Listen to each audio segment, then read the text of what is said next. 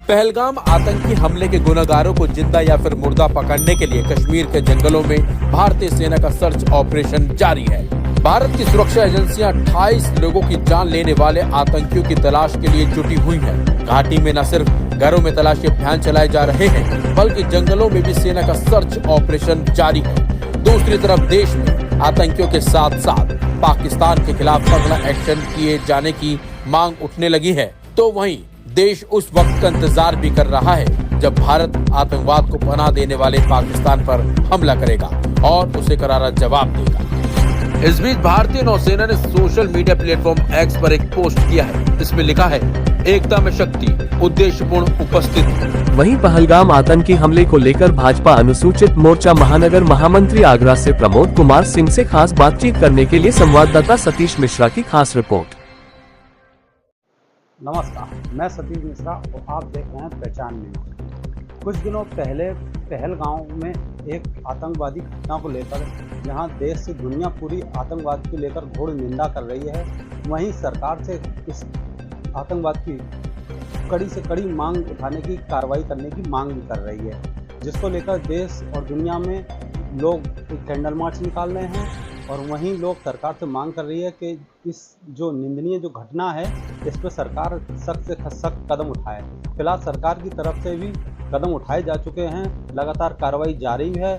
इसी चीज़ को लेकर हमारे आगरा से भारतीय जनता पार्टी से अनुसूचित मोर्चा से प्रमोद कुमार सिंह जी हैं, उनसे जानेंगे इस जो घटना हुई है आतंकवादी में जो तमाम निर्दोषों को जो मारा गया है, इसको लेकर देश दुनिया में जो घोर निंदा हो रही है, इसमें आपका क्या कहना है? जी प्रमोद जी, क्या कहना है इस जो घटना हुई है, इसमें लोग दुनिया भर में दुखी का माहौल है, लोग कैंडल मार्च निकाल रहे हैं, तो योगी जी द्वारा ऐसी क्या कार्रवाई करी जाए कि लोग वाह होने लगे? देखिए, जो पिछले दिनों 22 अप्रैल को हमारे भारतीय पर्यटकों के साथ, जो अपने बच्चों के साथ, अपने परिवार के साथ कश्मीर देखने गए थे, वहाँ घूमने गए थे, कुछ जीवन के आनंदमय पलों को अपने पास अपनी यादों में कैद करने गए थे, ऐसे निहत्थे निर्दोष मासूम लोगों को ये पाक प्रायोजित आतंकवादियों ने जिस प्रकार से उनकी निर्मम हत्या करी, ये जिसकी जितनी निंदा की जाए उतना ही कम है। लेकिन अब निंदा करने से काम नहीं चलेगा। देश में जो आक्रोश आप देख रहे हैं वो स्वाभाविक है, क्योंकि पहले भी भारत ये हमले लगातार झेलता आ रहा है। हमें आज बड़े होते हुए, आज हमारी जो उम्र है, बचपन से हम निरंतर देखते रहे किस प्रकार से पाकिस्तान से कुछ ना कुछ ऐसी हरकतें, ऐसी घटिया हरकतें, घटनाएं होती रही हैं और देश को बर्दाश्त करते करते आज 70 साल हो गया है। लेकिन इस बार आपको बता दूं, ये नया भारत है, ये मोदी योगी जी का भारत है, जहां पे अगर आप छेड़ेंगे तो आपको छोड़ा नहीं जाएगा। और सरकार हर वो कदम उठा रही है जिससे हमारे देशवासियों को सुरक्षा की भावना आए और महसूस हो कि भारत की तरफ दोबारा कोई आंख उठाने की कोशिश ना करे। जैसे कि पहले भी और आतंकवादी हमले हुए हैं, एयर स्ट्राइक हुई है, तो क्या इस तरीके की फिर से दोबारा हो जिससे जनता का जवाब पत्थर से दिया जाना चाहिए? देखिए, यहाँ इस समय जन आक्रोश है। आप सोचिए कैसे आप, अगर आपके अंदर इतनी ताकत है, शक्ति है, ज़्यादा घमंड है, तो आप लड़िए, आइए हमारी सेनाओं के सामने। लेकिन आप निहत्थे निर्दोष मासूम लोगों की हत्याएं करेंगे? ऐसा कौन सा देश है जिसके निर्दोष नागरिकों की हत्याएं करके दूसरे देश, पड़ोसी मुल्क चला जाए और मुंह दिखता रहे, वो भी भारत जैसा प्राचीन देश?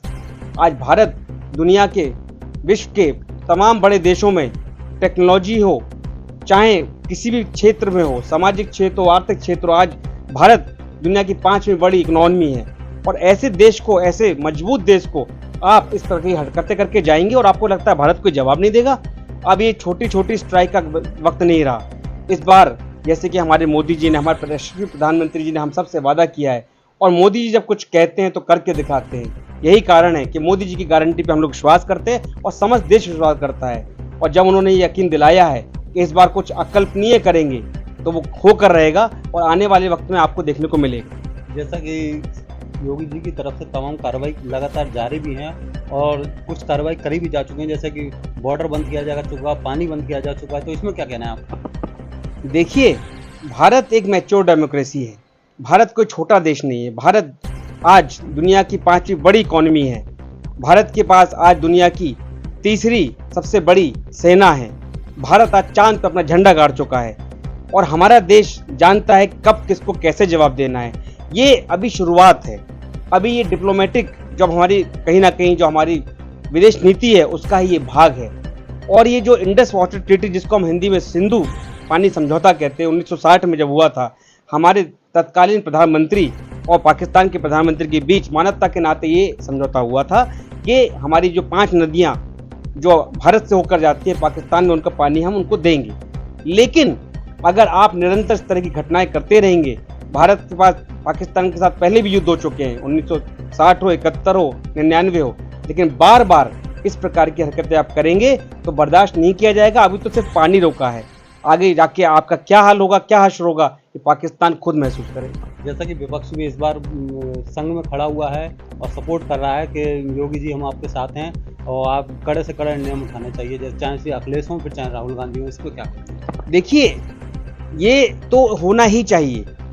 दुनिया का कोई भी देश हो, कोई भी मुल्क हो, सब जगह राजनीतिक पार्टियां होती हैं। एक डेमोक्रेसी जिस देश में होती है वहाँ एक स्वस्थ विपक्ष का होना परम आवश्यक है।